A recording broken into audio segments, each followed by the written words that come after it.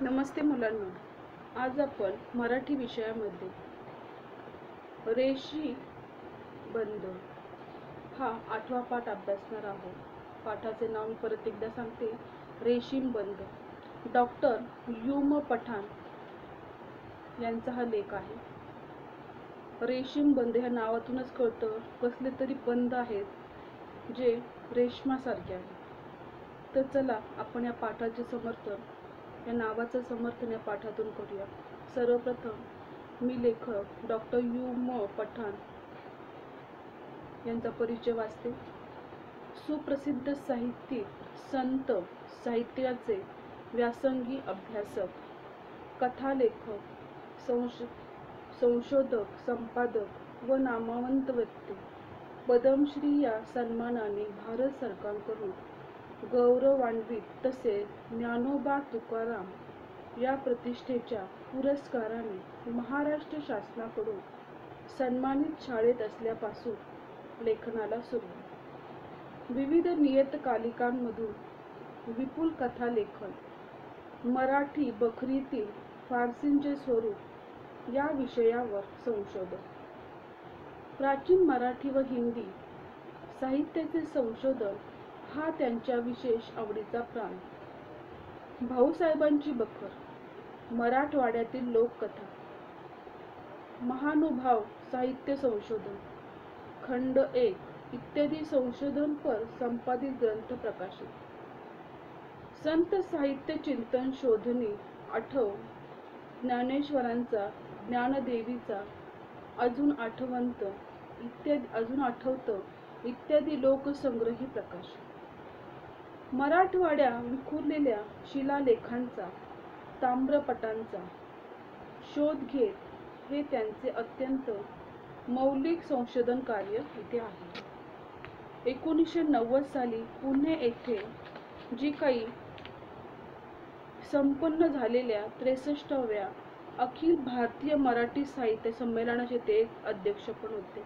अशा प्रकारे doctor yum Pathan हे जे आहे हे अत्यंत प्रतिष्ठित असे लेखक आणि व्यक्ती होते. थोडक्यात आपण रेशीम बंद याची प्रस्तावना बघूया. या ललित गद्य पाठ्यातील उत्तरात्र, पहाट आणि सकाळ या प्रहरांचे ललितरम्य शैलीतील वर्णन वाचकाला चैतन्याचा परिस्पर्श घडवते. उत्तर रात्रीपासून पहाटेपर्यंतची नीरव शांतता आणि निद्रिस्त भवताल, पहाटेनंतर सकाळपर्यंत वृक्षवेली पाखरांना हलकेच येणारी जाग यांची संवेदनशील मनाने टिपलेली जिवंत शब्दचित्रे मनाला अतिशय उल्हासित करतात. वृक्षवेली, फुले, पाखरे यांच्याबद्दल वाटणाऱ्या आत्मिक ओढीमुळे त्यांचे आणि आपले युगायुगांचे नाते आहे असे लेखकाला वाटत राहते. या संबंधीचा अनुभव लेखकाने अत्यंत तरलतेने शब्दात केलेला आहे. पाखरांचा चिवचिवाट, गुलमोहरांचा स्वागत सडा, निशिगंधाच्या सुगंधाची उधळण अशा पार्श्वभूमीवर होणारी प्रसन्न सकाळ लेखकाने तितक्याच प्रसन्न शैलीत कशी चित्रित केलेली आहे हे अभ्यासण्यायोग्य आहे. तर लेखकाने त्यांच्या व्यक्तिगत अनुभव या पाठामध्ये दिलेला आहे, तो आपण अभ्यासूया. मध्यरात्र केव्हाच उलटून गेलेली असते. उत्तर रात्रीनं हलकेच आकाशात पाऊल ठेवलेलं असतं. इतकं हळुवारपणे, इतकं अलगद, इतकं मुलायम की कुणाला चाहूल देखील लागू नये. पण ही चाहूल मला मात्र सहज लागते. तिच्या पावलांची मंद मंद नाजूक स्पंदनं माझ्या मनात मात्र कुठंतरी उमटून राहतात. जणू त्यामुळंच मग माझा डोळा लागत नाही, पुरेशी झोप झालेली आहे असं वाटत नाही. आपण बघतोय ते स्वतः कसे खिडकीतून बाहेर बघत आहे निसर्ग देखावा, आणि आपल्याला दिसतोय हा जो देखावा आहे हा एकदम मध्यरात्रीचं आहे, कारण चांदण्या पण आकाशात दिसत आहेत. आणि मग एकदम पहाटे मी उठतो, म्हणजे लेखक स्वतः उठतात, चूळ भरतो, डायनिंग टेबलवर येतो, त्याच्या जवळची खिडकी हलकीच उघडतो. रात्रीच्या नीरव शांततेची निद्राभंग होऊ नये म्हणून बाहेर पाहतो तो आसमांतात काळा कुळकुळीत अंधार दाटलेला. बरोबर, एकदम पहाटे जरी आपण उघडला दरवाजा तर बाहेर अंधार असतो, काळा कुळकुळीत कुठं अंधार असतो, अंधार अगदी दाटलेला आपल्याला दिसतो. बागेतल्या साऱ्या झाडांचा, साऱ्या वेली देखील डोळा लागलेला असतो. म्हणजे नुसतं आपणच नाही तर बाहेरील निसर्गातील झाडे, वेली, फुलं सुद्धा झोपलेली असतात. त्यांच्यावरील पाखरे देखील गाढ झोपलेले असतात. मध्यरात्री जर म्हटलं की एकदम अतिशय पहाटे पाखरांचा चिवचिवाट नसतो, ते सुद्धा आपापल्या खोपट्यामध्ये गाढ झोपलेली असतात. त्यांचा चिवचिवाट सुद्धा सुरू झालेला नसतो, कारण आता फक्त पहाटेचे 3-3:30 तर वाजले असतात. पण का कुणास ठाऊक, ते स्वतः बोलत आहेत असं, का कुणास ठाऊक ही वेळ मला फार आवडते. कोणती वेळ? 3-3:30ची वेळ. त्यास कुणीच उठलेलं नसतं, चिट पाखरू पण उठलेलं नसतं. सारे जण साखर झोपेत असतात. साऱ्या चिंता काळज्या मिटल्या विटलेल्या असतात. कधी कधी खूप चिंता काळज्या असतात की आपण झोपल्यानंतर खूप वेळ आपल्याला उशिरापर्यंत झोप येत नाही. 1-2 वाजेपर्यंत, 2:30 वाजेपर्यंत खूप उशिरापर्यंत आपण जागे असतो आणि एकदम आपण 3-3:30-4ला आपल्याला एकदम गाढ झोप लागते. सर्व टेन्शन विचार डोक्यातून निघून जातात आणि आपण साखर झोपेत एकदम गाढ झोपून जातो आणि सगळ्या चिंता काळज्या त्यावेळेस विरून गेलेल्या असतात, मिटलेल्या असतात. मला वाटतं आपलं खरं खुरं मन हेच असतं. आपलं म्हणजे सर्वांचंच, कारण दुःख ही सर्वांच्या जीवनात असतात, सुख पण सगळ्यांच्या जीवनात असतं. जे सुख दुःखाच्या पलीकडे कुठेतरी दूर दूर गेलेलं असतं. आपलंच नव्हे तर या दुधाळ साईंचं देखील, तांबडसर बागेवरीलचं देखील, केशरी गुलमोहराचं देखील, जांभूळसर जॅकरांचा देखील, किरमिजी निळसर पिवळसर इवल्यांना इंद्रधनुष्यांची, फुलांच्या घाणेरींची देखील, पांढर शुभ्र निरक्तचंदनी चाफ्यांची देखील. या बागेतील सर्व फुलांची नावे लेखकाने इथे लिहिलेली आहेत. ही सर्व जी आहेत ती सर्व झोपलेली असतात. या सर्वांमध्ये आणि माझ्यामध्ये असं कोणतंच नातं नाहीये, तरी पण असं वाटतं की या फुलांमध्ये आणि माझ्यामध्ये कोणतं बरं नातं असेल किंवा कोणतं बरं नातं आहे. कोणती रेशीम बंद आहे, कोणती जवळीक आहे. आपल्या आसपासच्या निसर्गासोबत खरोखर आपली जवळीक असते. जर निसर्ग नसता तर आपलं जीवन अगदी निरस निस्तेज असतं. आपण निसर्गामध्ये झाडे, वेली, चंद्र, सूर्य, तारे, पाणी, नद्या, डोंगर या सर्व गोष्टी आपल्या मनाला एक प्रकारचा स्पर्श करतात, आनंद देत असतात. सपोज या गोष्टी आपल्या जीवनात नसत्या तर आपण दुःखी राहिलो असतो, आपल्याला सर्व जग फिक्क दिसलं असतं.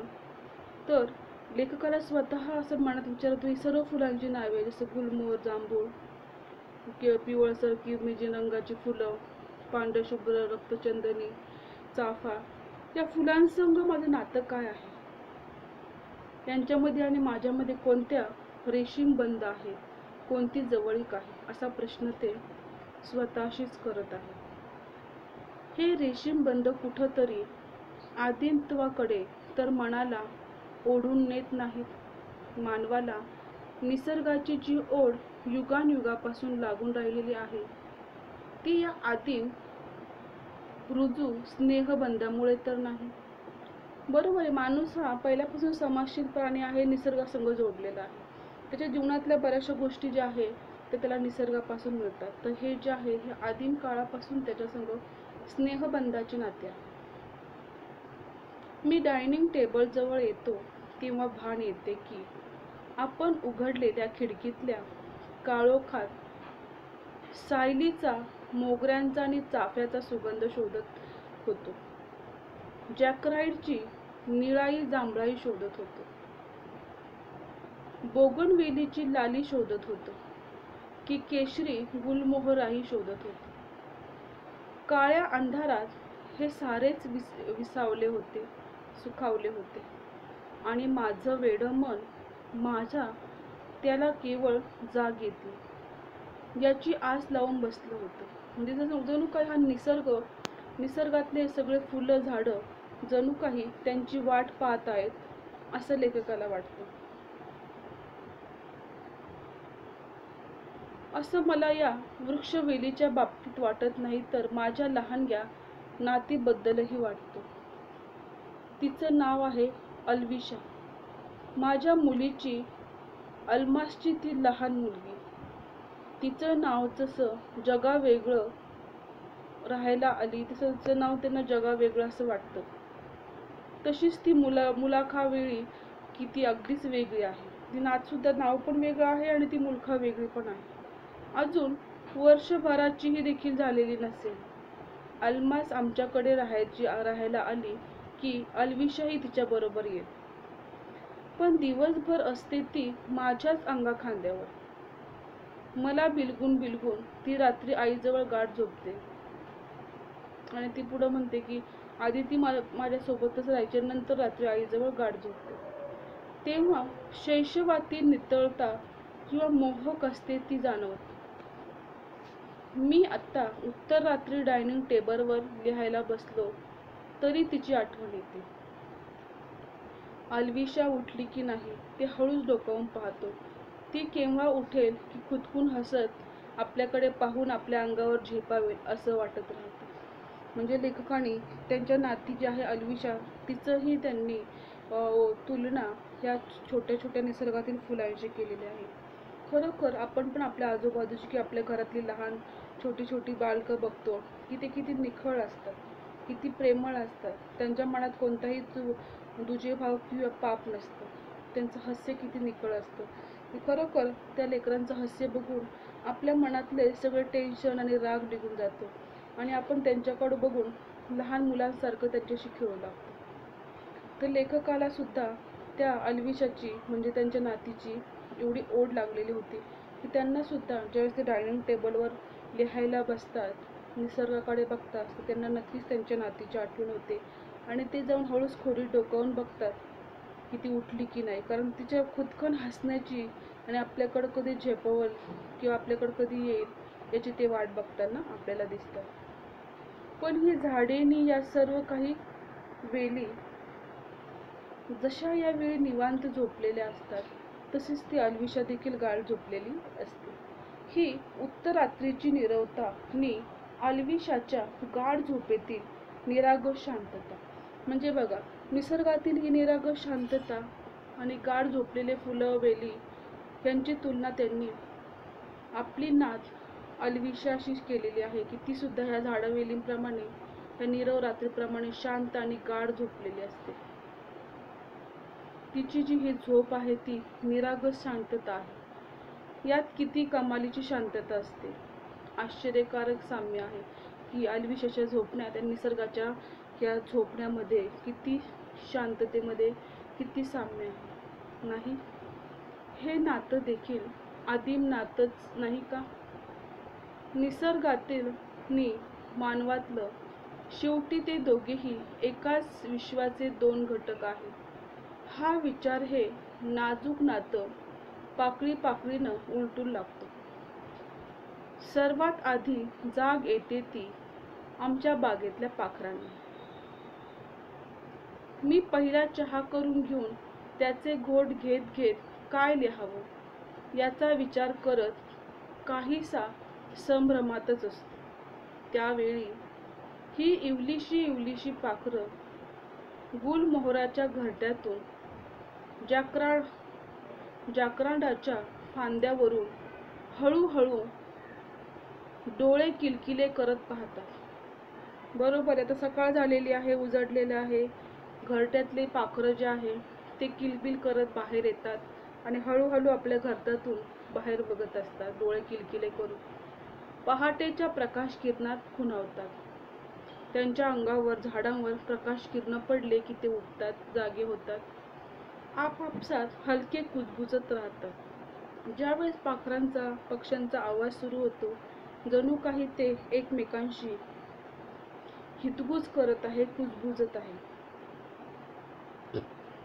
पहाट झाली काय, असं जणू काही ते एकमेकांना विचारू लागतात.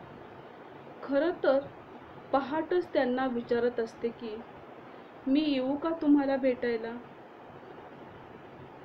पहाटेचनी या इवल्या इवल्या पाखरांचं देखील असतं काहीस जवळीकचं नातं. त्यांनी पंख फडफडल्याशिवाय पहाट देखील आकाशात येत नाही. त्यांच्या पंखाची फडफड ऐकली की पहाट देखील आकाशात येते, तिला पण राहवत नाही. मग ते आकाशात हलकेच पाऊल टाकते, इतकं हळूवार की तुम्हाला त्याची गंध वार्ता देखील लागू नये. पहाट कशी होते हे देखील पाहण्याजोगं आपल्याला आहे. पाहण्याजोगंच नाही तर अनुभवण्याजोगं आहे. खरोखर ज्यावेळेस आपण पहाटे उठतो त्यावेळेस आपल्याला खूप फ्रेश वाटतं, खूप चांगलं वाटतं. तर म्हणतो पहाटे केलेला व्यायाम, पहाटे केलेली प्रार्थना ही खूप आपल्याला लाभदायी असते आणि आपले शरीर एकदम मजबूत आणि तंदुरुस्त असतं. एक ताजेपणा वातावरणातला पहाटेचा आपल्यामध्ये येतो. तर लेखक स्वतः सांगतात की जणू काही पहाट आणि पक्ष्यांचं एक नातं आहे. जणू काही पहाट स्वतःच पक्ष्यांना विचारते, मी येऊ का भेटायला. ती त्यांना स्वतः भेटायला येऊ का म्हणून विचारते. पक्ष्यांनी आपली पंख आकाशात फडफडली की पहाट आल्या वाचून राहत नाही आणि ती लगेच येते. जणू काही त्यांच्या पंखाच्या फडफडण्याचा आवाज करूनच ऐकूनच ती आलेली आहे. मग ती आकाशात हलकेच पाऊल टाकते, इतकी हळूवार की तुम्हाला त्याची गंध वार्ता देखील लागू नये. पहाट कशी होते हे देखील पाहण्याजोगंच असतं. ते आपण बघायला पाहिजे, अनुभवायला पाहिजे. नेहमीच एक अनोखा, लोभसवाना, नाजूक तरल अनुभव वाटत आहे. तुम्ही केव्हा पहाटे उठला आहात का, किंवा तुम्ही कधी उठून बघितला आहात का, तुम्हालाही त्याचा आल्हाद जाणवेल, त्यातल्या तरलता जाणवेल, त्यातली एक नजाकत जाणवेल. तर लेखकांनी स्वतः खूप छान असं निसर्गाचं वर्णन केलेलं आहे आणि पहाटेचं वर्णन इथे केलेले आहे. म्हणजेच याच्यावरून आपल्याला कळतं की लेखकाचं स्वतः पहाटेवर किती प्रेम आहे किंवा किती एक अनोखं नातं आहे. पहाट आणि सकाळचे किलबिलणारे पक्षी. खरोखर का निसर्गामध्ये रमणारी ही व्यक्ती आहे, म्हणजे निसर्गाशी त्यांचं नातं आहे. खरोखर ज्या लोकांचं नातं निसर्गाशी असतं ते जीवनात कधीही अपयशी आणि दुःखी नसतात. कधीही त्या कोणत्याही गोष्टीमध्ये अपयशी ठरत नाही किंवा जीवनात दुःखी होत नाही, कारण त्यांचं नातं निसर्गाशी असतं. निसर्ग त्यांचं मन हलकं करतो, आनंदित करतो. त्यामुळे ते लोक शांततावादी आणि एकदम सकारात्मक दृष्टिकोन त्यांचा असतो आणि या सर्व गोष्टी त्यांनी निसर्गातूनच घेतलेल्या असतात. जसा माणूस समाजशील प्राणी आहे तसा तो निसर्गाशी जोडलेला आहे. निसर्गातून आपल्याला खूप साऱ्या गोष्टी मिळतात, अन्नधान्य, पाऊस, भाजीपाला आणि खूप सारे बदल निसर्गात जे होतात त्याचा परिणाम माणसावर होत असतो. तो हा जो निसर्ग आहे खरोखर हा अत्यंत सुंदर असा निसर्ग आहे आणि या निसर्गामध्ये आपण रममाण व्हायला पाहिजे, आपलं दुःख विसरायला पाहिजे. जसे लेखक स्वतः पक्ष्यांच्या फडफडण्यात, त्यांच्या आवाजात, सकाळच्या पहाटेच्या रम्य निसर्गात आकाशात विरून जातात आणि त्याच्यामध्ये त्यांना सकाळी पहाटे बसून डायनिंग टेबलवर लिहिण्याचं सुचतं. अनेक चांगले विचार येतात पहाटेच्या वेळेस लिहिल्यावर. असे खूप चांगले अनुभव त्यांना पहाटेच्या वातावरणात लिहिल्यामुळे आलेले आहेत. त्यांनी ह्या पहाटेच्या नीरव शांततेचं एक उदाहरण म्हणा किंवा वर्णन आपली नात जी आहे छोटीशी अल्विशा हिच्यासोबत केलेलं दिसतं. जसं लहान लेकरू गाढ झोपतं, त्याच्या चेहऱ्यावरचा तो अबोलपणा, शांतता आपल्याला किती भारून जातो किंवा किती बघावं असं वाटतं. त्याच प्रकारची शांतता ही सकाळची असते. सकाळी ज्यावेळेस आपण अशा छोट्या मुलांना बघतो, ज्यावेळेस ते खुदकून हसतं उठल्यानंतर आपल्याकडे येण्यासाठी झेपावतं, तेवढाच आनंद ह्या निसर्गामध्ये रमण्यामध्ये पण आहे. निसर्गाची शांतता आणि बाळाची, लहान मुलाची शांतता याची तुलना लेखकाने आपल्या ह्या लेखनात आणि पाठात केलेली आहे. पुढे ते म्हणतात, हा आल्हाददायक व्यक्त करण्यासाठीच जणू आमच्या बागेतील जाकराडावरची नी गुलमोहराची पाखरं आसपास आपसास कुजबुजत असतात. म्हणजे बघा, त्यांचं म्हणणं आहे, जेव्हा पहाटे सकाळी पक्षी उठतात, चिवचिव चिवचिव करून पूर्ण ते निसर्गामध्ये आवाज करत फिरतात, लगेच कळतं सकाळ झालेली आहे आपल्याला पण. जणू काय ते एकमेकांशी कुजबुजत आहेत, बोलत आहेत, असा भास त्यांना होतो. त्यांचा चिवचिवाट पहिल्यांदा किती मंद मंद असतो, पण जसजशी पहाट उजाडते तस तसा ते वाढत वाढत जातो. एकदम पहाटे त्यांचा आवाज एकदम कमी असतो, कारण ते नुकतेच झोपेतून जागे झालेले असतात. पण जसजशी पहाट उजळते, सकाळ होत चालते, त्यांचा चिवचिवाट, त्यांचा आवाज मोठ्या प्रमाणात वाढतो. बागनवेल सळसळू लागते. पूर्ण बाग, निसर्ग, वेली हे सळसळू लागतात, आवाज करू लागतात. झाडाच्या पानासोबत या पक्ष्यांचा आवाज पण आपल्याला आजूबाजूला ऐकू येतो. दोन्ही चाफे एकमेकांशी हितगुज करू लागतात. रंगीबेरंगी क्रॉटन्सना सुद्धा एक प्रकारचा आवाज येतो. आपण चित्रामध्ये बघू शकतो, लेखक स्वतः झाडाजवळ आलेले आहे. किती छान आणि सुंदर असं झाडांचं चित्र आपण इथे बघत आहोत. पुढे लेखक म्हणतात की फुलं कुठे येतात, पण त्यांच्या पानांतील मला फूल होतात. की मग ते म्हणतात की फुलं कुठे येतात, पण त्यांच्या पानांचीच मग फुलं होतात, कारण ती फुलं जी असतात ती पानांच्या आड दडलेली असतात आणि सकाळ झाली की पानातून ती बाहेर येतात आणि हळूहळू ती वाऱ्यावर डोलू लागतात. आपण चित्रात बघू शकतो, अतिशय सुंदर आणि निसर्गरम्य परिसर आहे.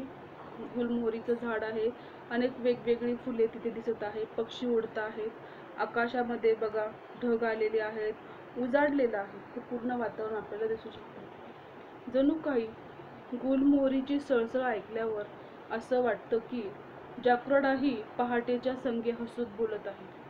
पहाट झाल्याचा आनंद जणू काही साऱ्यांच्याच मनातून भरभरून ओसंडू लागलेला. दार उघडून मी हलकेच बागेत येतो. पहाटेच्या किरणांनी मोगरा न्हाऊन निघालेला असतो.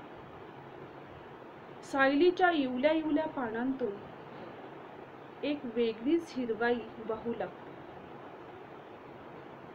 गुलमोहराजवळ जावं तर त्यानं स्वागतासाठी केशरी सडाच शिंपून ठेवलेला असतो. जाक्रोडची निळी जांभळी फुलं रक्तचंदन चाफ्याशी बिलगून गप्पागोष्टी करत असते. खरोखर तुम्ही सुद्धा तुमच्या आसपास किंवा घरात निसर्गावर प्रेम करणारं, फुलं झाडांवर प्रेम करणारे व्यक्ती बघितलेले असते. जसे लेखक त्या बागेत जातात, बाहेर जातात, जणू काही सर्व झाडं वेली त्यांचे स्वागत करत आहे, त्यांच्याशी बोलत आहे. आपल्या इवल्या इवल्या पानातून जशी काही हिरवाई वाहू लागली आहे आणि सर्व काही केशरी साड्या शिंपून ठेवलेलं आहे असं त्यांना भास होतो. जाकरांडाची निळी जांभळी फुलं रक्तचंदनी चाफ्याशी बिलगून गप्पागोष्टी करत असतात. बघा, जी निळी जांभळ्या रंगाची जाकरांडाची जी फुलं आहे ती जणू काही चाफ्याशी गप्पा मारत आहे. म्हणजे लेखकाने खूप साऱ्या गोष्टींची उपमा इथे दिलेली आहे की त्यांचा जो दृष्टिकोन आहे तो बघण्याचा निसर्गाकडे बघा किती जिवंत असा आहे, की जणू काही फुलं एकमेकांशी बोलत आहे, आपला आनंद एकमेकांशी वाटत आहे. जणू काही पूर्ण सृष्टी आनंदाने न्हाऊन निघालेली आहे. जसे ते बागेत येतात तसे पूर्ण बागच त्यांचं स्वागत करत आहे असं लेखकाला वाटतं. आणि खरोखर ते मायेने, प्रेमाने ते झाडांजवळ आणि फुलांजवळ गेलेले दिसतात. म्हणजे लेखकांचा हा नित्यक्रम खूपच छान होता. आपल्याला असं म्हणायला हरकत नाही आहे की लेखकाचा हा जो आहे नित्यक्रम खूप छान आहे. तर आपण पण आपलं स्वतःचं आत्मपरीक्षण करायला पाहिजे की आपल्याला निसर्गाची आवड आहे का. ज्या दिवशी आपण निसर्गामध्ये विरून जाऊ, रमून जाऊ, त्यावेळेस आपल्याला हे जग, हे निसर्ग अतिशय सुंदर असं वाटणार आहे. आपला बघण्याचा दृष्टिकोन त्याच्याकडे बदलणार आहे. तर आपण सुद्धा निसर्गामध्ये ह्या लेखकासारखं रममाण होणं अत्यंत गरजेचं आहे. खरोखर आपण सुद्धा ह्या लेखकांसारखं निसर्गामध्ये विरून जाणं गरजेचं आहे. लेखक स्वतः पहाटेच्या वेळी लिखाण करत असताना, लेख लिहित असताना पहाटेच्या निसर्गाचा आस्वाद घेतात. म्हणजे त्यांना चांगल्या चांगल्या कल्पना सुचतात. निसर्गातील झाडं, वेली, पक्षी, फुले एकमेकांशी जणू काही कुजबूज करत आहे, संवाद करत आहे, याची भावना त्यांच्यामध्ये जागृत होते. तर लेखक आपला अनुभव आपल्या शब्दामध्ये अत्यंत छानपणे इथे मांडत आहे की खरोखर आपण सुद्धा ह्या निसर्गात जसे फुलं एकमेकांशी गप्पा मारतात, बोलतात, तसं आपण एकमेकांशी बोलतो का. हे एक प्रकारचं आव्हान त्यांनी आपल्याला केलेलं आहे. पुढे म्हणतात, चाफ्यांजवळ जावं तर त्याच्या फुलांचा एक वेगळाच मंद मंद गंध येत असतो, पण तो निशिगंधासारखा मात्र नसतो. तुम्ही बघत असाल की चाफ्याच्या फुलांना खूप वास असतो, निशिगंध आणि चाफा, की जसं त्याच्या जवळ जावं तर वेगवेगळे मंद मंद गंध आपल्याला येतात. याच्यावरून आपल्याला कळतं लेखकाने आपल्या घराच्या परिसरात खूप सारी फुलांची झाडे लावलेली आहेत. चाफा, जाई, जुई, जाकरांड्याची फुले, चाफ्याची फुले, निशिगंधाची फुले आणि खूप सारी फुलं त्यांनी आपल्या निसर्गाच्या परिसरात लावलेली आहे. तो निशिगंधासारखा मात्र नसतो. निशिगंध म्हणजे निशिगंधच. तुम्हाला माहिती निशिगंधाच्या फुलाला किती छान सुवास असतो. त्याची सर इतर कोणालाच येणार, त्यांना माहिती की याची सर कोणालाच येणार नाही, इतका छान तो निशिगंध असतो. पण निशिगंधाच्या पलीकडे मोगऱ्याची बहरलेली फुलं पाहिली की त्यांच्या सुवासाचा मोह देखील आवरत नाही. तर मोगऱ्याची फुलं जर आपण बघितली तर त्याच्या वासापुढे आपण आपला मोह जो आहे तो आवरला जात नाही. म्हणजे मोगऱ्याची फुलं पण तितकीच सुंदर आहेत. म्हणजे निसर्गाने आपल्याला किती छान देणगी दिलेली आहे आणि आपण खरंच निसर्गाची काय किती देणे लागतो, पण निसर्गाने या सर्व गोष्टी आपल्याला मुक्तपणे आणि फ्रीपणे दिलेल्या आहेत. इतकं छान फुलं, त्यांचा सुगंध विकत घेऊन सुद्धा आपल्याला तो मिळणार नाही. हा नॅचरल सर्व गोष्टी आपल्याला निसर्गाने दिलेल्या आहेत. या वेगवेगळ्या सुगंधातच नि माझं काही आदिम नातं तर नाही. ते स्वतःशी प्रश्न करतात की निसर्गाचं आणि माझं काही आदिम नातं तर नाही आहे ना, की मी या निसर्गामध्ये इतका समरूप होऊन जातो. या वेगवेगळ्या सुगंधाचं आणि माझं काही आदिम नातं तर नाही, त्यांची इतकी अनिवार्य ओढ माझ्या मनाला का बरं लागत असते. असा लेखक स्वतःशी प्रश्न करत असतो की ह्या निसर्गातील वेगवेगळ्या फुलांचं माझं नक्कीच काहीतरी नातं आहे. त्यामुळंच मला ही जी फुलं आहेत त्यांचा सुगंध आहे एकमेकांकडे आकर्षित करतात, त्यांच्याकडे मला आकर्षित करतं आणि मी त्यांच्याकडे आकर्षला जातो. तर नक्कीच यांचं आणि माझं काहीतरी नातं आहे असं लेखकाला वाटतं. तर खरोखर लेखक हा आपल्याला दिसत आहे या पाठाच्या पूर्ण वाचनामध्ये की लेखक हा निसर्गात रमणारा व्यक्ती आहे. निसर्गातील फुले, पाने हे सर्व त्यांना आवडतात आणि तो स्वतः या निसर्गामध्ये रममाण होतो. तर आपणही लेखकाकडून हा गुण घेऊ शकतो. आपण पण निसर्गावर प्रेम करू शकतो. निसर्ग आपल्यावर प्रेम करतो आणि आपल्याला पाहिजे असलेल्या सर्व काही गोष्टी तो आपल्याला पुरवतो. मग ती सुंदर स्वच्छ हवा असू दे, झाडांची सावली, फुलांचा सुगंध, पाऊस, पाणी, ऊन, वारा, चंद्र, सूर्य, ह्या नैसर्गिक सगळ्या गोष्टी आपल्याला तो आनंदाने बहाल करतो. तर आपणही निसर्गाची काहीतरी देणं लागतो की नाही. तर आपण सुद्धा या निसर्गावर खरोखर अतिशय भरभरून असं प्रेम करणं गरजेचं आहे. म्हणजे हा जो निसर्ग आहे तो आपल्यावर सदैव असाच प्रसन्न राहील. तर खरोखर आपले जे आहे लेखक यांनी आपल्याला ह्या निसर्गातून खूप साऱ्या चांगल्या गोष्टी दिलेल्या आहेत. तर डॉक्टर यू म पठाण यांनी खरोखर रेशमी बंध या पाठामधून निसर्गाचे आणि त्यांचे रेशमी बंध जे आहे, जे नातं आहे, त्याबद्दलचे खूप चांगले चित्र ह्या पाठात केलेले आहे. तर आपण हा पाठ आज अर्धा वाचलेला आहे. येथून पुढे राहिलेला जो उर्वरित पाठ आहे तो आपण पुढील भागामध्ये पूर्ण करूया. तुम्ही झालेला जितका पाठ आहे तो व्यवस्थित वाचायचा आहे आणि समजून घ्यायचा आहे. धन्यवाद.